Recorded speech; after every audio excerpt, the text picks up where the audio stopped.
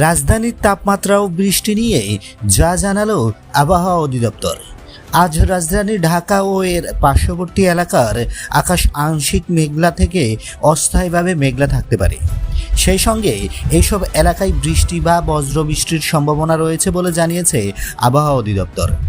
এতে দিনের তাপমাত্রা কিছুটা কমে আসতে পারে বলে ধারণা করা হচ্ছে।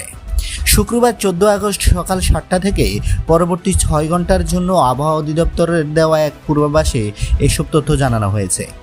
পূর্বাভাসে বাতাসের গতিপথ সম্পর্কে বলা হয়েছে, এ সময় দক্ষিণ পূর্ব বা পূর্ব দিকে থেকে ঘন্টায় 10 থেকে 15 কিলোমিটার বেগে বাতাস প্রবাহিত হতে পারে।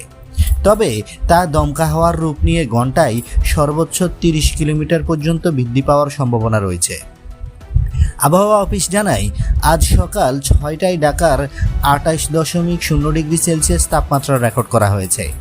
এ সময় বাতাসে আর্দ্রতার পরিমাণ ছিল বেশ চড়া, প্রায় 88%। আজ ঢাকার সর্বনিম্ন তাপমাত্রা রেকর্ড করা হয়েছে 27.4 ডিগ্রি সেলসিয়াস। এর আগে গতকালকে বৃহস্পতিবার ঢাকার সর্বোচ্চ তাপমাত্রা ছিল 32.2 ডিগ্রি সেলসিয়াস।